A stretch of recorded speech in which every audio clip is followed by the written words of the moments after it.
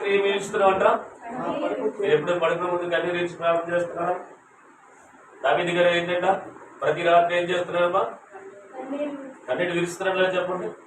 మీరు ఎప్పుడైనా కన్నీరు విరిచారా?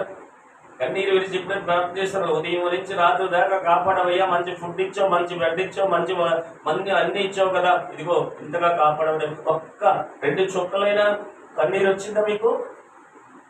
పనికిమాల విషయాలకు మాత్రం కన్నీరు వచ్చేస్తారు. సీరియల్ చూసినప్పుడు ఆ సీన్లు చూసి కన్నీరు వలక పోసేస్తారు. అదేదో మంగళదీపం ఏదో దీపం వచ్చిందని, ఇది కార్తీకం మంగళదీపం, అందరు దీపాలు ఆపి సిరిపోయింది. దానికోసం వీళ్ళు ఏడుస్తున్నారు. దానం పెట్టిన దేవుడి కొరకు ఏడరు, నిన్ను నన్ను కాపాడుతున్న దేవుడి కొరకు ఏడరు, నిన్ను నన్ను బ్రతికిస్తున్న దేవుడి కొరకు ఏడరు, నీకు నాకు జీవిస్తున్న నిన్ను నన్ను మనం మరొక దినము బ్రతుకుతున్నామని అదే అద్భుతం, మరొక దినము చూస్తున్నట్టు అదే అద్భుతం, మరొక దినం మన పిల్లలు మనం చూస్తున్నట్టు అదే అద్భుతం, మరొక దినం మన రక్త సంబంధం మనం చూస్తున్నట్టు అదే అద్భుతం, మరొకసారి మన రక్త సంబంధంతో మనం మాట్లాడుతున్నట్టు అదే అద్భుతం.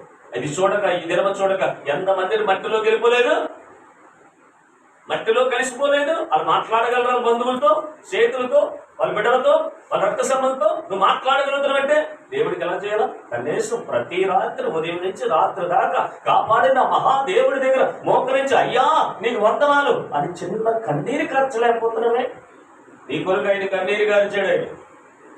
ఆయన ఏ దేవుడు అంట? కన్నీరు కార్చే దేవుడు. లాజరు చనిపోతే సమాధి దగ్గరికి వెళ్ళి చూస్తూ వల్ల కూడా దేవుడు కదా, ఆత్మను ఏం చేశాడ? మూలుగుచ్చు కన్నీరు కార్చిన ప్రేమగల దేవుడు, అంత ప్రేమమైన దేవుడు. అందుకే ఆ దేవుడు గాను ఆయా దేవుడు గొప్పదనం తెలుసు కాబట్టి దావీదు ఏం చేస్తున్నాడట? కన్నీరు కారుస్తూ తన పరుపంతా తడిసిపోయినట్టుగా ప్రార్థన చేస్తున్నాడు. 1 డ్రాపు 2 డ్రాపులు కాదు, ఎంత కన్నీరు కారితే చూడలేదు. చదవండి. ప్రతి రాత్రి కన్నీరు విడిచుచు నా చదువుగా నా కన్నీరు చేత పడక కొట్టుకొని పోవచ్చున్నది. అబ్బా ఎంతగా కన్నీరు కాల్స్తుంది చూడండి. ఇంకేమంటాడు చదవండి.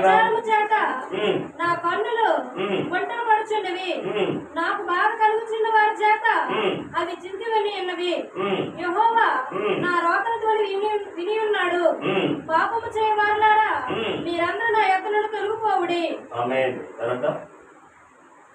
ఇప్పుడు పరిస్థితి ఏంటి? ఇప్పుడు పరిస్థితి నేను ఇలాగంటే మీ బాధ నొచ్చుకుంటారు బాగా.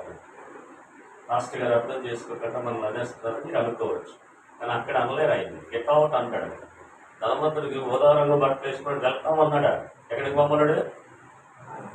ఎక్కడికి వెళ్ళిపోమన్నాడు చెప్పండి? నరకాన్ని పోలేదే చెప్పండి. ఆయన